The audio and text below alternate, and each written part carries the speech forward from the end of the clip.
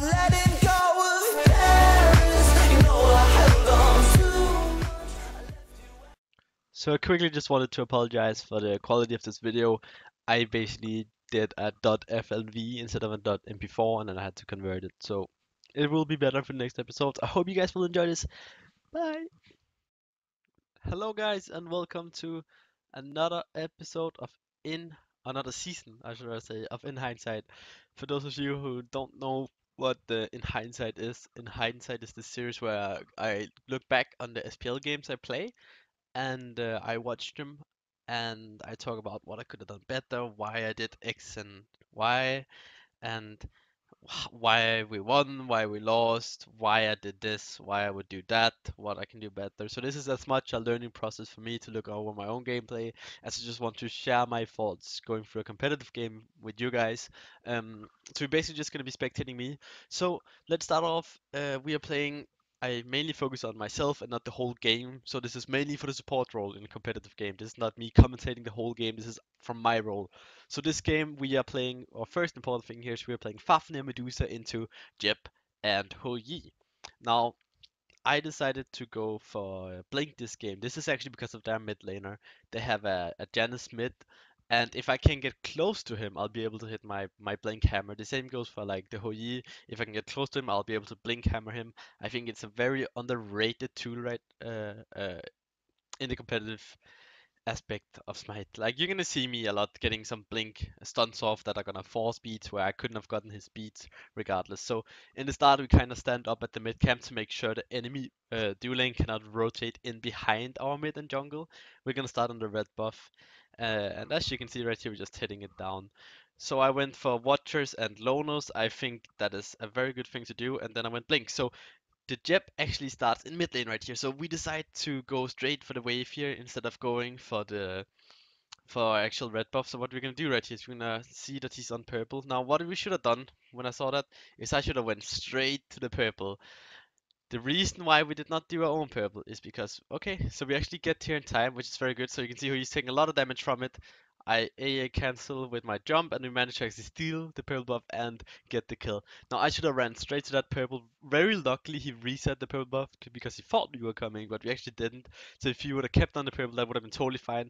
Sadly for him, he focused too much on securing the purple and not getting it. So we did not do our own purple there again because we wanted to pressure his purple. We knew that if Hoi is gonna do that, he's always gonna start on his own red and then try and do his own purple before we can make it because he's Hoi. He clears very fast.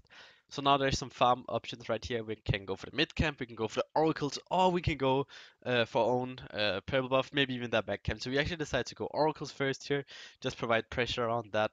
And they go for the mid camp. So right here, what I'm gonna do is I'm gonna try and create pressure on the mid camp. So actually looks like I steal out one mid camp right there with my jump. You guys saw the red flash. So we managed to get two mid camps and one mid camp and two oracles, which is very good.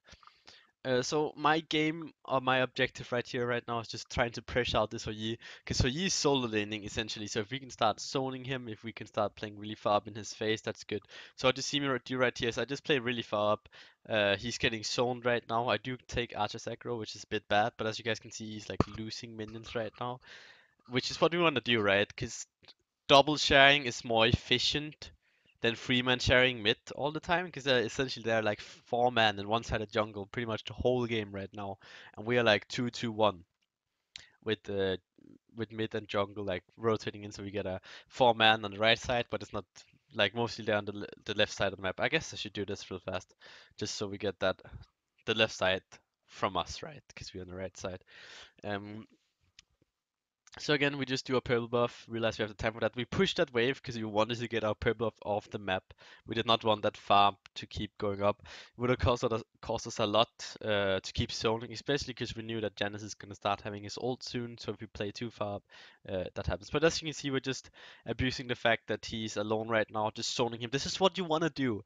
If you ever see, like, he's Hoyi, right? So he's going to try and double bounce it. Like, as you can see, so aggressive trying to double bounce the wave.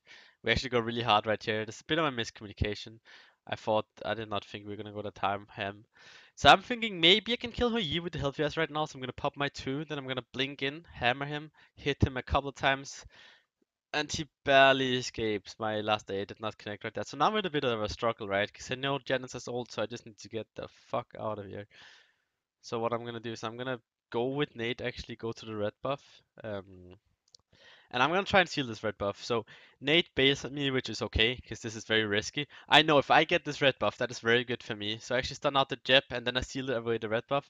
This is my mistake. I should not have gone back for the red buff. I have a purple buff. Why am I trying to pick up the red buff? That is so bad. That means Jep actually gets some more damage off.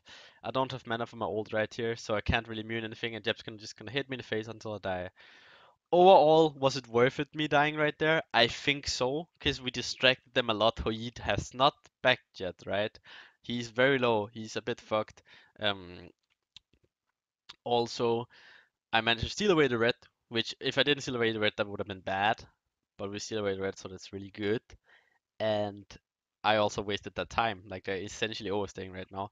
So what I do is I back right here, get Traveler's Shoes. I think Travelers are by far the strongest in Jeb because you can use your 2 on your allies. Like Radiant, he has long range poke right here with his 1, where he tend to hit people. You get your Travelers very easily. Fafnir doesn't really need that tankiness because he's very safe and very tanky. So we're gonna go for the Oracles, just be there and respawn time every single time. We know the right camps up as well, so we're gonna try and focus on this. Use my 2 on the Radiant as well. So we actually kind of have to give up the right camps here, but very luckily for us, they actually decide to back on the camp. So I know Jeb is around right here, but we did not know Jen is back. We think these are down, but we might as well check them. So we're gonna go and check them, and he's gonna pull them. Now my positioning here is extremely important. I'm not allowing this Jeb to get in here and doing. If I was on the camp, the Jeb could have walked all the way up because he's a Jeb with a Jen assault. He's not gonna die to a Radiant and a Fafnir right now at this point in the game. He's too tanky. He has a shell as well this game, I think. Let's look real fast. Actually, no, he has blink. Okay, so that makes him a bit more killable, but he's not gonna die. He has too much. We have too little damage right now. You can see Prime literally just backed for not even pen boots. So by positioning in like so far up and stunning him out, it means that his 2 is gonna do a lot less damage, and that's kind of what you want to do in these situations. You want to create room between your objective, which for us this time was the mid camp. It could have been the gold fury, it could have been a kill, but you want to create that room so they can't contest it or help the teammate that's dying. So right here we actually get Janus rotated on. This is a Janus ult coming over. We played really far up. Very good Medusa return there, and now I know. Okay, so Janus has no ult right now. That means he's in a bad spot. So I'm gonna blink stun him right here. Like this is what I would not have been able to do that without a stun. He's gonna portal out. Maybe my ult was a bit too preemptive, but we're still gonna get something out of this. I think we're gonna try and steal away this mid back right camp. If I went with Twig there, we probably could have pressured him a lot harder. Although it's risky, right? Because they have a Janus ult. Actually, they don't have a Janus ult, but they have a Jeb that can fly and blink and blah blah blah. So we're just chilling mid right now, having a good time. Not much happening, just using my 2 there. Maybe Prime is gonna flick on the Raven. I'm gonna get my Travelers off. So one thing I put a lot of focus on in my other seasons of In Hindsight is how important it is to min-max your farm and also min-max your back timings. If I back right now, yes, sure, I can either afford tier 2 of the item I want to go for, which in this case is Physical Defense, Jade Emperor's Crown, but I cannot afford any wards. So therefore, what I'm most likely to do right here is take the mid wave, back, get ready for the neutral farm, but because left mid camps are spawning, I might not back right here because they need my help. So in a perfect world right now, there's no contested farm on the map. We call it neutral farm, contested farm that's spawning, and therefore we're not gonna go left. I would have backed here, but instead I'm just gonna chill around. I'm gonna farm a bit more because you know that if I backed right here, oracles would have been gone. We're not contesting left mids regardless, so if I backed, I probably could have made it. I think another reason is I literally just got my Lonos mask, so I'm staying to get full Lonos before you back, which is usually a good thing to do. So when I say min-maxing your back timings, it means that you want to back so you walk out of base with 0 gold and sentry wards. That is the perfect back timings right here. We actually get stolen away both mid camps. That was just very poor by us. I did not have my hammer up there to secure it prime. Thought I had it up and I didn't. So right now I can't back either, right? Because it's 2,150 gold. We're gonna go ahead to get the right camps. We just have the timer on it, so it's gonna help us a lot. But after this wave here, I'm gonna be sitting around 2,270 gold, which is what I kind of want. Maybe 2,350 can do as well. But you should see me after purple. No, I'm really overstaying right here. I should not be staying this long. I think my thought process right now is, okay, I might as well get that. Then I can get a normal ward as well. So I should get Jade Emperor's Crown, Sentry Ward, and a normal ward. And as you can see, I'm leaving the base with 28 gold. Essentially, I'm making sure that I'm being the most efficient with my back timings. If you do this, this means you have to back less. Sure, you spend more time on the map weaker, but if I would have walked out of base with 300 gold or 400 gold, that is gold that I have not spent. That is gold that is, it makes me weaker. If I can get these timings in, it's so much better. So I'm gonna go Jade Emperor's Crown just because it's the best physical defense item by far right now. They have physical right here, as you can see. The Ravana jungle, which is actually really potent. The Hui ADC. I'm not too scared of dying to a Janice and a Jep, so there's no reason for me to rush like anything magical related, I guess you can say, defense, or like split defense, like an Urchin or Spirit Robe or Thieves or whatever it could have been. So it's so important, like being efficient as possible with your back timings without overstaying and without being so perfect that you're gonna lose a gold fury because you wanna back because I have the perfect back timing, or you're gonna lose some neutral farm because you wanna back. It's very hard to do. Um, like you need a lot of it. So my ward placements right here. I'm not gonna talk too much about ward placements and picks. Those are more like pocket strategies. You guys can see it. Getting a ward on red is pretty good. Again, I'm just looking for my travelers or the wall. By standing here, I'm just providing pressure. I don't really need farm right now. I'm letting my team farm, and I'm just kind of being a human ward, kind of walking around, knowing where is the enemy right now, calling out, okay, they're probably going to be left, they're probably going to right, and I do see Ravana behind me here, by the way. I was just kind of baiting him. I had vision on him walking into the minions, so I was like, oh well, might as well just pretend I don't know he's there, and then just get the free 30 gold, because let him come a bit closer so I can hit the hammer. Again, I'm just kind of being a human ward. Now, we actually knew left mids was spawning, but they were free there already, so I was kind of around without leeching. Um, so that's that. And again, right here, actually, I have a pretty good back timing. I have 650 gold, which is what Shogun's tier 1 cost, and I have enough for Sentry Ward and the normal ward. But if I back right now, I'm not going to be there for the Oracles, I'm not going to be there for the left mid or right mid camps, which is what we are looking for right now. So if I would have backed here, we would have lost this, and this is farm we're losing, so there's no need to back. Right here, again, I'm just doing the exact same thing as I said before. I'm playing up on the Jeb, making sure he can't blink ult in or like go in at all. Sadly, Prime gets hit by the Janus snipe into the Ravana ult, and he just dies before Raging Dash goes off. So we're gonna look for the mid camps here. So I call out Trick, use your one, and Trick's like, okay, and we just secure one of the mid camps, which is fine. Because we dance there, we're losing a mid wave to the tower, we can get rotated on, it's all bad. But yeah, so I can probably back again soon. What you might see me do right here is go back camps, purple back. So I need 1250 gold for my Shoguns too, and I need, what's it called? I need uh 220 on top of that for D Ward. I'm actually gonna decide to stay right here. I guess this does not really make a lot of sense to me why I'm staying. I could have backed right here.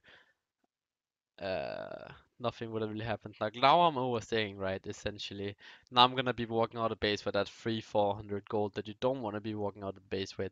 If I am staying right now, I might as well stay for the full Shogun's Kusari, but I'm actually not gonna get that. So I'm gonna get a Sentry Ward and a D Ward and Kusari too. Yeah. So I'm walking out of base with 200 gold. It's not the worst. It's not the best. As you guys can see, I did not need to leech that right wave. There's no need for me to be doing that. I could have had Nate solar farm and had a better back timing. No harm no harm done, obviously. So I think it was okay to do it because there was nothing you can contest or nothing they got out of it since they already backed. But that's just something I can think about. Maybe I should have just backed there. Like they could have pulled gold or something because I backed one wave later and they essentially came back in time, right? So I did not hit my timing there. But that's just a focus of this game. Like being consistent with your back timings is so important. Now on Fafnir, it's a bit more relevant because your passive goes from 0 gold to 1k gold. So actually walking out of base with gold is not the worst in Fafnir because you gain 20 protections for having 1000 gold. So every 100 gold you gain 2 protections, right? Which just makes it less worse to like walk out of base with gold. What a 1k gold. Alright, so we're gonna clear this water out. Bam bam. That is gone. Just normal water up there, so we get some good water down. We're going Shoguns this game. We don't really need the magical defense. Shoguns is so good, 25 attack speed. That is like Executioner. It's like an attack speed item for itself, you know. It's just so damn good. So right now I'm looking for level 12. I'm looking for my Shoguns. Sorry, I'm gonna leave my 2 and 8 here, and then I'm just gonna look around gold for as I know they probably wanna go for it. So Jet blinks in right here, and what you see me do is I'm just constantly trying to be around, like making sure they can't go in. Again, I'm trying to make space with my ult. You guys can kind of see how I'm doing that. So I know Raven is a bit out of position right here, so I'm actually going to do that. I don't really take a lot of damage, he gets pretty low. Right here, I'm considering jumping on the Hou. I'm glad I didn't though, because Erlang rotated in. So right now what I should do is I should use my 2 in the dragon form to heal, and then I should like despawn my ult and use my 2 again. So I'm gonna jump out to a safe place to like despawn my ult. And then now they're actually going gold right now. They get a pretty decent ult. Help out Nate, make sure he gets out right here. But he's actually getting chased very hard. So I should have ran to him a bit before. You can see I'm disarming. I'm trying my very best to keep him alive right here. Sadly, I can't really get in front of like Ravana that well. But now Prime comes in fresh from base. You saw he barely got out there, and he's dead. Hit the stun on the Janice, and we managed to get 2 kills. So now what we do right here is we pull gold. We know we can't do gold, so we essentially what we're doing is we're baiting them in. They're just gonna get really poked. So what you see happening here is that we should go on the Erlang. Actually, we're just gonna back off. That's later, I think. Perhaps. Yeah, I think it's the next gold fairy call. I actually have a pretty decent back right now. It's just very hard for me to back because there's so much fighting happening. Uh, so that is that. I'm gonna stun out the Erlang. We're getting the speed buff, and I'm gonna back here. Probably a pretty stump place to back. I should have always backed on the D-ward. He can interrupt me, a bit of a lazy back. I'm gonna get my Shoguns, 1 of each ward. Walking out of base with 200 gold, nothing I could do about it really this time, because we had to stay for a gold free fight. Like, you don't want to be in the middle of a fight and then going, hey, team, I need to back right now. Like, you're in your dragon form and you just start backing in the middle of a fight. Don't do that. You guys get the point, I'm sure. But it's a very good way of like maximizing your time on the map and so on. And I'm gonna keep going on for it. We can make this the focus of this episode, I guess. But yeah. So again, we have pretty good wards. I'm gonna get Shell here. Shell is just a very great active or very great relic. So they go Nate right here. He has to use his beats, but they use both their relics. So right now we actually have a gold free opportunity, because if they push this wave in, which they do, instead of like zoning the wave, Nate is just the Devo, so he can just heal up on the wave. As you see him do right here. So I'm gonna tank up the wave just so he can heal a bit more. Should probably I don't want to use my 2 on Nate, but I should use it on myself to heal. And now I also think like, oh yeah, I should probably just heal up. Why didn't you do that before EmilZy does dump? But Shogun again is a great item. It gives me CCR, which is also really great into Jeb. Cooldown, obviously just a nice stat. So Toy is really out of position right here. We know he used relics last fight, so we're gonna go on him. He's barely gonna get out here, I think. So again, I'm creating space right here between the fight. I'm gonna go on Janice, and I see he beats Andagus. I counted 2 in my head, and then I jump over and actually hit him over the wall right there and managed to pick up the kill. Now I really have to peel, try and get Nate out. I see we use 2 shells and they still kill him. So there's not a lot to do, but we know they're all very low. So what we're gonna do is we're gonna go to gold. I'm gonna just again actually despawn it there this time, not jump out. What we're gonna do here is a really good thing to do. Again, we don't have our ADC, we probably can't do gold. So what we essentially are doing are just baiting out the Erlang. So he's really far up, and when he's that slowed, we can literally just interrupt his dash, and that is just a free kill every single time. Very good bait by us. Right now, I actually have a really decent backstabbing again, but we're fighting, so nah. Because I'm gonna go Gone to the Thieves this game, I think. Shogun's Genji's Guard, only Hunter's Guard, they're all good items, all has different purposes. I might make a video on like magical defense, because there's so many good choices. Like they're all good items, very good items, very strong items. Magical defense by far the best stat class in the game right now. Emo. There's always a good choice. So they ward there, I'm just gonna de-ward. Again, I can't really back right now because the prime is backing to base, so I realize if I back, they might go gold. C-Jab rolling towards right. Probably just on right mid. I'm gonna go here, try and seal them out. They get both. So right now I'm gonna back. Now, you guys might think, oh, well, this is a shit back timing, right? You might have well have stayed at that point, but if I sell my Watcher's Gift, I can actually afford full thieves and get one of each ward and get out of base with 30 gold. Selling starter items like Lono's Mask and Watcher's Gift for getting something of completing a full item is not bad. Getting a tier 2 of an item depends if it's a tier 2 Spirit Robe or tier 2 Hided Urchin, it's okay, but if it's like a tier 2 Thieves, you probably don't want to do that. Um, but that can really help you like mesh out your back timings, figure them out a lot more if you sell your start items, like I did right there. So now we have a full gauntlet of thieves, and they don't. You know, we have a very good fight right now because we have that advantage. Gauntlet of Thief, very great, makes you tanky, still good. 15 of each pot is pretty damn okay. 300 health is okay. I'm not dying. I don't need hardcore protections. I need to help my team as much as possible, you know? And I do that by getting thieves. So we're actually just gonna burst down the gold right here, make sure Ramen can't go in. Just kinda again creating space is what I do. So the Janus ult in. And because the Janus ult in, we actually look for a fight. Trick sadly misses his blink. But realize they don't have any Janus ult, so that means Janus is pretty vulnerable right now. So we're gonna push this mid tower. You're gonna look for me looking on the Janus right here. Realize he does not have anything. Now this guy's going super deep in the backline, so I'm gonna pop shell early and preemptively. They're gonna go on prime. I'm just with my backline right here. This is where I need to be in the fight. Miss my one, which is a bit bad. Then go on Raven, stun lock him out, call out to my team. I'm helping here. So what you see me do as Fafnir is if I can't really initiate, because I already did it, I start the fight, but I also peel the fight, if that makes sense. I know that Trick and and and Celia can do the good stuff. So they're all really low. So I'm like, oh guys, we can go fire. We can go fire. Group up for my two. And we're gonna do fire. Now my team disagreed a bit with me when I made this call, but I was very confident, so I just put myself through and did not take more than 1 or 2 seconds to everyone think it's a good call. We get that. Now I realize we still have enough time to do the pole demon. This might have been a bit risky. If Dennis was up and had ult, they could have wiped us right here. But because they're all dead, it doesn't really matter.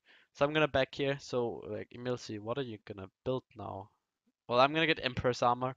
So again, I can't afford any wards this time, which is pretty bad, but I'm selling my Lono's Mask and I'm getting Emperor's Armor. So why Emperor's Armor? Emperor's Armor is a great item. I made a video on that, go check that out. With Duke Slot, it's on his channel, it's called Emperor's Armor something. Just YouTube search Emperor's Armor Duke Slot. Easy peasy. Very good item and even got buffed since, like it's better now. I need some physical defense. I'm starting to feel the Hui pain a bit. So that's gonna be really nice. But the main reason is we just got Fire Giant. We're gonna be pushing down towers. The damage it reduces on the towers, because it's still relatively mid game, is gonna be so huge. Especially because we're gonna be like diving towers with our comp. We have a Radiant, we have a Medusa ult into the tower. We don't really have a disengaged comp. A disengaged comp is where you bait the enemy in and then like turn on it. So Nate gets a really nice pick on Watchy. I thought he would be out, but Nate actually managed to pick up the kill, so that's really good. Um, so again, Emperor's Armor, just to make sure we can push down these towers. You guys are gonna see how slow this tower is actually gonna shoot right now. 1, 2, 3, 4, right? Like that's 4 shots in what, 7 or 8 seconds or something like that. I did not take any damage. I would have been slightly poked, but again, like it shoots so slow and it just has great stats. Obviously, I think Soft or Mid Guardian, even Mystical might be better, like outside of fighting on towers. But because we got Fire Giant, we got the objective, we're gonna be pushing these towers, and that's gonna put a tower push. Like maybe you can even push a Phoenix potential way higher. So we're just gonna play it safe. Never mind. We're actually gonna push in mid, I guess. I think we're gonna decide to back out right here because there's not really anything to do for us. It's a bit rough without minions. We should just go at the left tower here and back out, which is the right call, which I think we'll end up doing. Or if we are not doing that, we're actually gonna mass back right here, I think. It's like, yeah, we have a lot of gold in our hands right now. Where's that gold in hand? You guys can see we're all sitting on like 1.5k. So that's essentially like like 5k gold, right? 5k of our gold lead is in our pocket, so we want to spend that gold. I am gonna get my not by Polynomicon, but by Pythagoras piece and Fafnir is very good. You don't die in Fafnir. It's cooldown reduction, and it's such a sick item for a team. It's so fucking good. Like, if you can get away with building that, you should always have it. Always. Always, always. And any Guardian. If you're not dying, build Pythax. It helps your team out so tremendously much.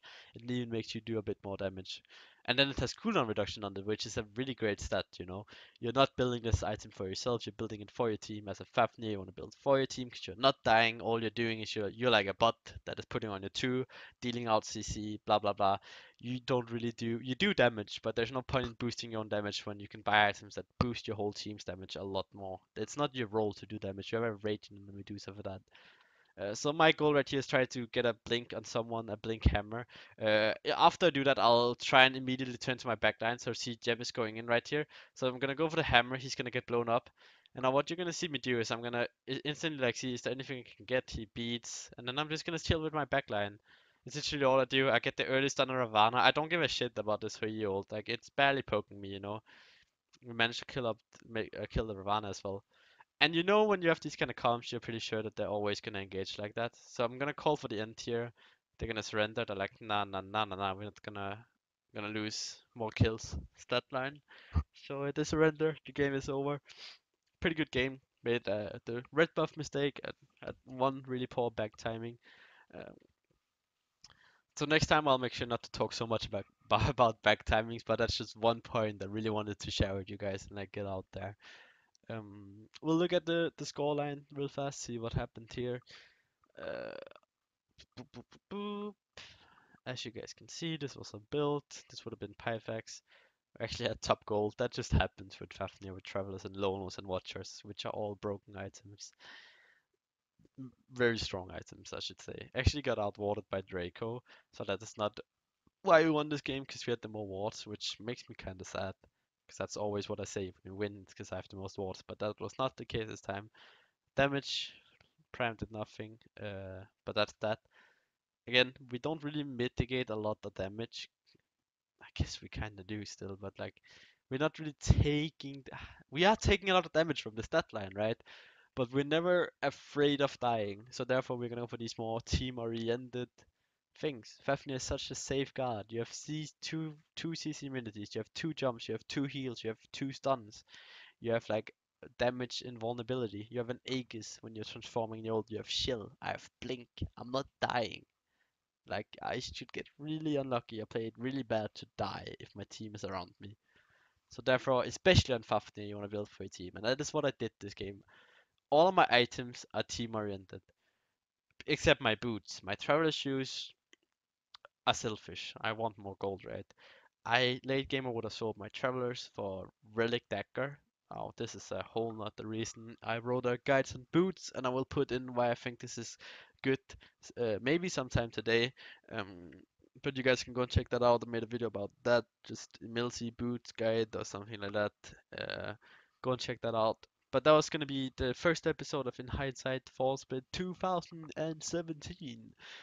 I intend to actually finish this season because I didn't really finish last season, which was a bit bad, but things happen. You get not bored, but you get busy with other stuff. So thank you so much for watching this episode 1 of In Hindsight Season 1. Let me know what you guys think, anything you want me to talk more, less about. Obviously, we talked a lot about back timings this time. Make sure to like, comment, and subscribe, and be a part of the notification squad by pressing the bell.